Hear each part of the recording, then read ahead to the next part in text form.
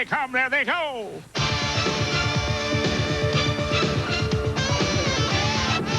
We're live, we're live.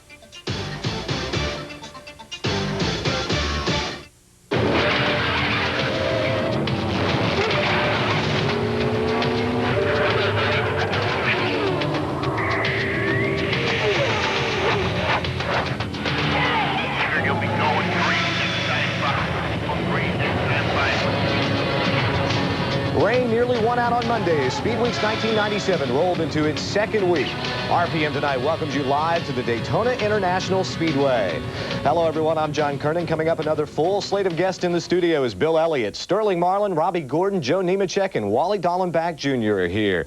But first, the NASCAR Busch Series teams unloaded, went through technical inspection, and then waited until about 3:50 Monday afternoon before getting onto the racetrack. A steady drizzle kept track activity to a minimum.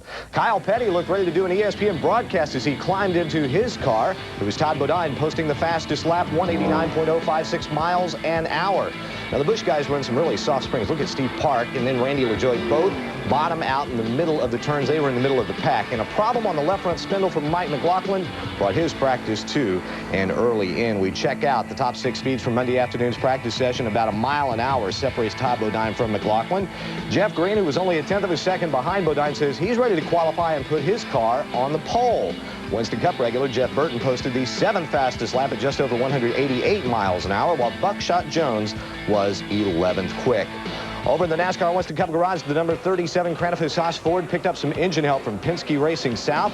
Rusty Wallace's crew sent its backup qualifying motor over to Jeremy Mayfield's team. Mayfield was just 38th fastest in Saturday's qualifying round. Kenny Wallace had used the motor in qualifying and posted the 18th fastest time. One other engine note, Brett Bodine has borrowed a motor from Bobby Hillen's team, and the rainy delay in all of Monday's action here at the track allowed everyone in the garage area to analyze Sunday's Busch Clash. A 50-mile race that usually provides a lot of excitement, but this year it was a clash without the flash. No fun. IndyCar racing. Nose to tail. We all sit in line. It's real hard to pass. I'm glad I got 2 teammates in the 125, and I'm going to have to go talk to them, see if we can't work together. Listen, you can over-regulate yourself. You can regulate yourself right out of business, if you will. There's no argument that the Busch Clash lacked its usual sizzle on Sunday. And on Monday, the finger-pointing focused on 3 reasons why. Number 1, the new cold air box, balancing the appetite for air in everyone's engine. 2, the higher rear quarter panels, an aerodynamic adjustment. And 3, a softer tire. The overwhelming feeling now is that the Cup cars strongly resemble the IROC cars. Not identical twins, but very close cousins. I think we got too many rules. There's no creativity here. The cars are clones of each other. Every car looks the same. Every car has the same basic setup in it. Everything's the same. It's really weird out there because nobody can do anything. It's not just one car, not like us saying, well, our car don't run good. Nobody's runs good, you know, and you seen Terry Labonte run really good in the first race and then couldn't do anything in the second race. So that's kind of the way we all were. It's kind of more or less track position right now. You know, the cars that have enjoyed a huge advantage in the past aren't enjoying that right now. And that's going to cause a lot of wrecks, more maybe than what we've seen in the past. There is a lot of concern because, you know, if we keep the cars in a pack that tight, guys are going to get anxious, and after 30 or so laps on the tires, they start moving around a little bit. Things could happen, and it won't be a pretty sight. I hope that's not what's going to happen, but, you know, hopefully we can get back to where it's good racing, where we can pass. That's what these people come to see, is passing, not just running in a straight line. The Clash is an abbreviated chase, just 20 laps. But now fans are anxious to see if the big race can provide enough excitement for 200 laps. The salvation is in 500 miles, that will change dramatically. Pit stops, guys working together over long periods of time, getting away from everybody else. It'll be a little bit different race, but I don't think it'll keep it on the edge of your seat. The next test for the new rules comes Thursday in the Twin 125s. That's when drivers desperate for a spot in the 500 must start at the rear of the field and find their way to the front or face missing the most important date on the racing schedule. Thank you, Bill. 2-time Daytona 500 winner Bill Elliott is here, and you watched the Busch Clash on Sunday, Bill, and kind of boring, wasn't it? I'd say just a little bit. Do you think that's what we're going to see this week? You never know. This particular deal is, you just kind of have to wait and see. I think the cars do struggle. It seems like the guy behind it can't help the other guy to get by the lead guy. For example, in the first race, Rusty couldn't help Mark get by Terry, and even in the second race, nobody could help Rusty get by Jeff. So just a situation that the cars get to a point they don't seem to catch up as well as they used to. I'm for just let's unrestrict them and go race. Yeah, that's the way I feel, too. I mean, let's do it before Sunday, and then everybody can get their stuff worked out by the 125. Yeah, but remember when it was unrestricted, you used to dominate things here. Yeah, well, I don't know if I can still do that, but it'd be fun to see. Now, you were 16th quickest on Saturday. Do you have any indication? I know practice was wiped out today, but any indication on how you'll run? You never know. The bad thing about it is we've spent all our time just trying to run 2 laps of qualifying, and now we'll try to work around just getting the car to draft. And I was hoping to come here this morning and run with some guys to see what the car was going to be like, because, you know, you got to get the car worked out where it's balanced throughout your run, throughout the 50 laps as far as the 125s are concerned, and then hopefully it'll stay under you all day long. And I guess the best thing we can see is hopefully it's a hot day on Sunday. That's what I'd like to see. Make it kind of slick, and because you guys are really stuck to the racetrack, right? Exactly. The cooler it gets, the better these cars stick, and the better it seems to be. And the better you run in the hot. And you've run really well here. 4 poles, 4 wins here at Daytona. Your best finish last year in the Daytona 500. Why do you love it? You just seem to really like this track. It's been good to me, and I don't know exactly why. Last year we just kind of made a little mistake there late in the race, but I think if we can turn around and capitalize on some other things. But there again, you know, you heard Terry and Darrell and Dale, Jarrett, and Mark all concerned about it's so hard to pass. And the bad side is if everybody stays calm early in the race and it gets down later and later and later in the race and you get frustrated with where you're at, you start driving off emotions rather than using your head, you're going to find yourself in a bad situation. Now, last year in the middle of the year down at Talladega, that crash breaking your leg and missing 6 races, flying through the air like that, what do you think? Ouch, this is going to hurt? Well, you don't think anything at the point in time till it comes down. And it's just one of them deals that the car hits the hard on the left side, and it was just kind of an unfortunate deal. You know, you just... you try to prepare yourself for the worst, and fortunately mine was just a single car deal that I was able to slide out of the way and nobody else was involved. And you know, if there any positive signs, that is a positive sign to it. But you know, then I get to the hospital and I look on the television or whatever, and I saw the deal with Ricky Craven, and that was a pretty scary looking deal. That was. And Bill, it's good to see you back so quick. You only missed 6 races, and thanks a lot for stopping by. And appreciate you having us, guys. Hey, have a great Speed Weeks. Thanks a lot. Next on RPM tonight, 2-time Daytona 500 winner Sterling Marlin will sit down with us, and we explore the reasons that some of the big names in NASCAR have not won the sport's biggest race.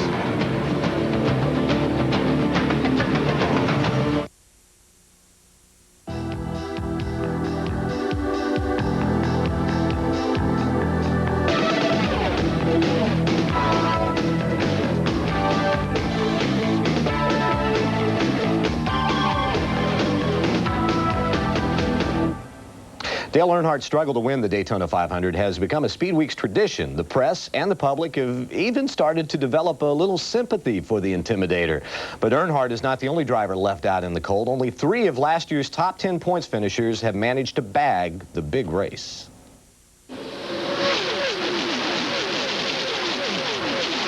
It's very difficult. I mean, only one guy does it a year, and it takes a long time to get back around to it. And it's a big race. It's an important race. And, you know, what makes this race so prestigious is to see the guys who have won it and also to see the guys who haven't won it. The list of guys who have won the Daytona 500 is much shorter than the list of guys who have not. Dale Jarrett and Sterling Marlin have hogged victory lane, winning the last 4 in a row. And it was their current teams which won the 2 before that. The result, most of the biggest names of the last 15 years have been on the outside looking in.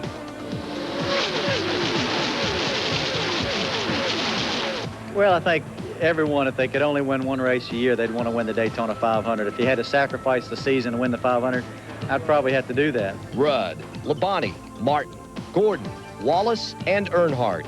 85 Daytona 500 starts between them and 0 wins.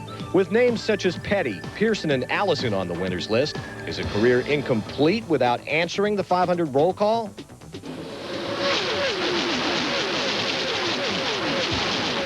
Well, it depends. You don't ever you don't ever win one, then you'll say, oh, it really doesn't matter. But, you know, if you do win it, then it's like, yeah, man, you had to win that. So I don't know. I'd love to win it. It's the biggest race that we race in, and I'm like everybody else. I want to win it.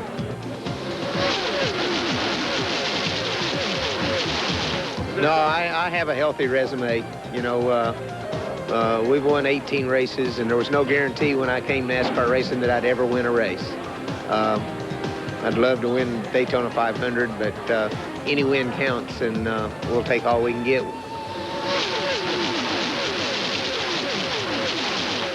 Hey, it's the Daytona 500. I ain't supposed to win the damn thing, right? And poor Dale Earnhardt hasn't won the Daytona 500, but I have a hard time feeling sorry for the guy. He's won a ton of stuff. He's won, you know, 7-time champion. I'm sure it means a lot to Dale personally.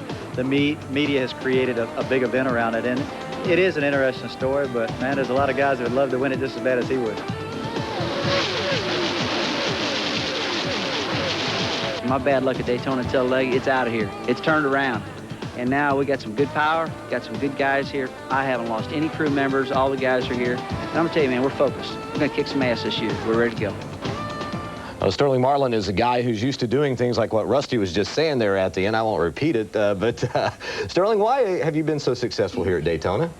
I've always really enjoyed this track. The first race I ever ran here, run second, and been fortunate to be with some good teams. Junior's car, I got my first pole here, and you know, got with the Kodak team, and the first race out of the box won. So run second like 9 times here before I won, and just been good to me. Do you have a different approach? Do you go at the Daytona 500 differently than you do any other race? No, not really. Yeah, we just really concentrate on trying to get the car to handle good, and run always saves his best motor for the last, and you know, that's what counts. A lot of them concentrate on qualifying, which we should have had yesterday, and just got away from us. But we'll get going, and we'll test it real good, and just really looking forward to race day. Now, late last year, Tony Glover, your crew chief, left and moved over to the Sabco team with Robbie Gordon. How big a loss was that to your team? Well, Tony was a good friend. We grew up together racing, and I'd known him a long time, and you know, he got an offer he couldn't turn down, and left and went with Felix and them, and we acquired Tim Burr over the winter, and you know, me and Tim's been friends a long time, worked a lot of races together, and he used to work for Childress, and I worked for Daddy, and known each other a long time. He's real aggressive, and we're glad to get him. Now, a lot of people are telling me that like luck, maybe even fuel mileage might play a big role on Sunday in the Daytona 500, and Tim, he's a gambler, and he's been known to pull fuel mileage out of the hat. So you guys talked about that yet?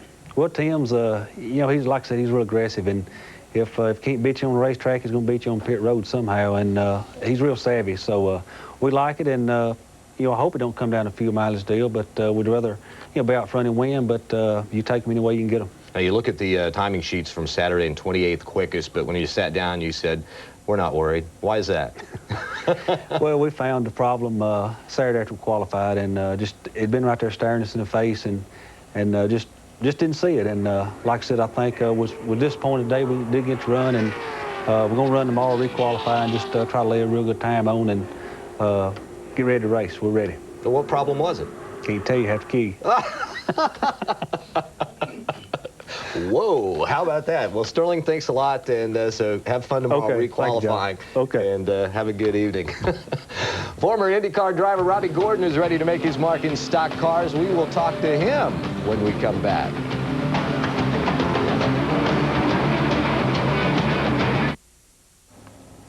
Monday's rain wiped out second-round Winston Cup qualifying, so here's a look at the drivers who might consider requalifying if they can find a little more speed in Tuesday morning's practice session. Kyle Petty, who doesn't have a provisional starting spot to fall back on, was just 32nd fastest in qualifying on Saturday, while Bobby Hamilton was 36th quick. Now, one driver who's been pretty fast so far this speed weeks is Robbie Gordon. And Robbie, you seem to adjust to these super speedways pretty well. How do you like them? Well, I think we had a good package coming here. You know, we're very fortunate to have Tony Glover over on our side, who's won the race before, has a lot of experience on the super speedways. And for a driver, you know, you just got to be as smooth as you can, so that's what we had to do with the Indy cars, and that's all I've been doing the whole time. Well, let's look at your qualifying run, and you can take us through it. And you mentioned about the smoothness that you have to have an Indy car. You know, that's the big deal here as we watch you out here going into the turns? Well, you know, the key is you need to run kind of low. As you can see, I get a little high there. That probably cost us a couple tenths, or maybe a tenth. You know, we ran pretty close to the best time we ran here by ourselves throughout testing. We thought we might find more before qualifying, but you know, that's all we had. I know Tony will have a good race car for me in the race, and hopefully we can just ride around for 400 miles and go racing the last 100. Now, last year you ran 3 races for Team Sabco and wound up, you know, tearing up some cars there at the end. Did you expect the learning curve to be as steep, or did you expect to hop right in and go and win a race? Well, you know, yeah, we tore up some cars, but I mean, I don't think there was one time that I tore one up by myself. You know, yeah. Something happened every time, and you know, we're gonna drive the same way we've been driving.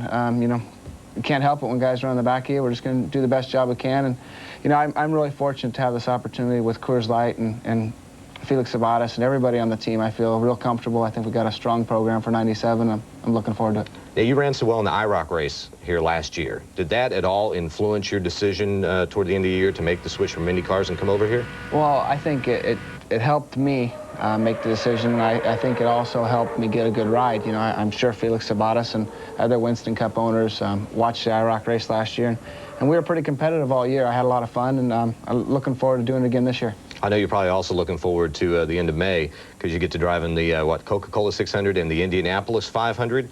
How's that process going of getting that deal for the Indy 500 put together? I think we've got a pretty good program put together. We're going to run a Coors Light car in the Indianapolis 500 also.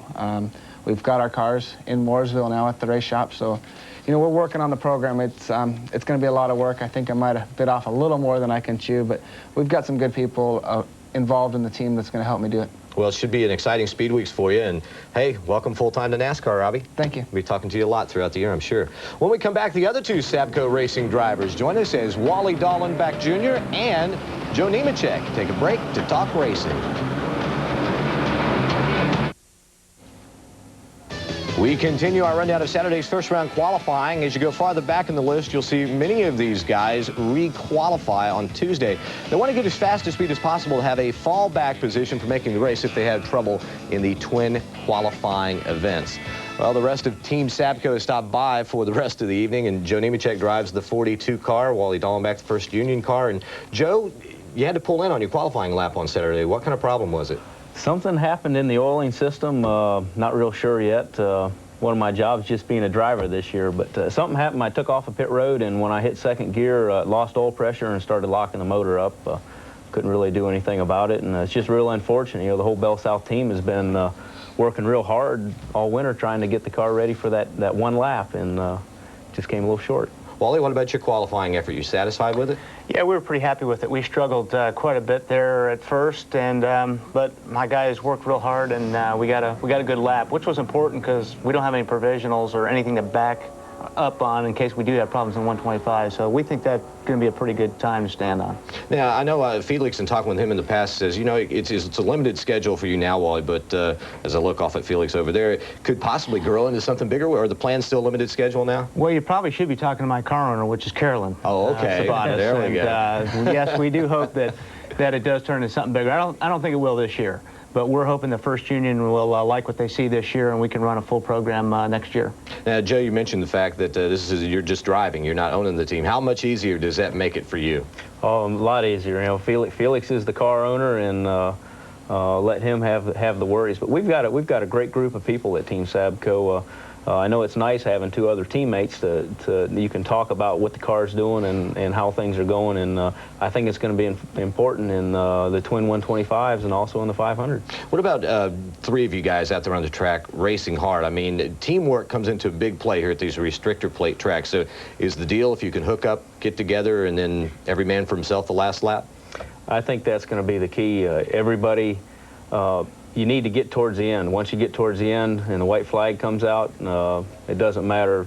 Hopefully one of us will be winning the race and the other 2 will be right behind, but it's every man for himself. Now, Wally, you always drive well on the super speedways as well as the road courses. What did you learn yesterday watching the Busch Clash?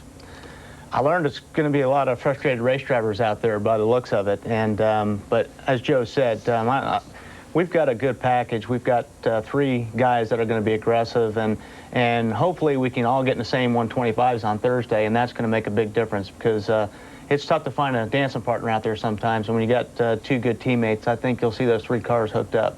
So now, Joe, the plans are Tuesday morning, go out, practice, get ready to qualify the car? Yeah, we're still in qualifying mode. We've got a new motor in. Guys at the motor shop are working real hard, and I think hopefully we have a little bit better motor in than we had before, but we found a few problems with our car and got those corrected, and we're looking for post a good time. Now, you did get out on the track on Monday late with the Busch car, third quickest, but everybody's telling me you couldn't get a clean lap. Well, there was like 40 cars on the track at one time, and everybody's in qualifying mode, so when cars are close to you, if you could see a car, it's helping you around the racetrack, and normally there was a car about 50 car lengths in front of you, so it was really trying to give you an extra tow around the racetrack. But the Bell South car is going to be good, and the Bell South Mobility car is going to be good.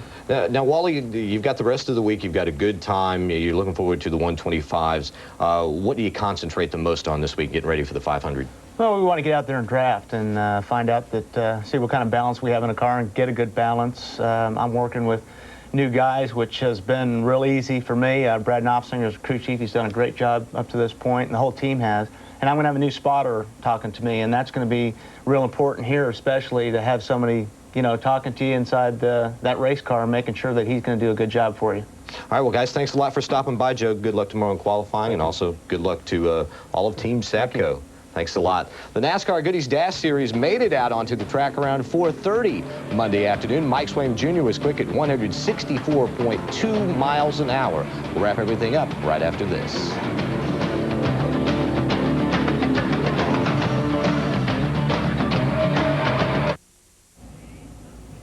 With the Busch Series and Goodies Dash Series cars here, Speed Weeks 97 is heating up, and we have it covered for you right here on ESPN2. And another reminder, we are on at our regular time Tuesday night at 7 p.m. Eastern, RPM tonight, only on ESPN2.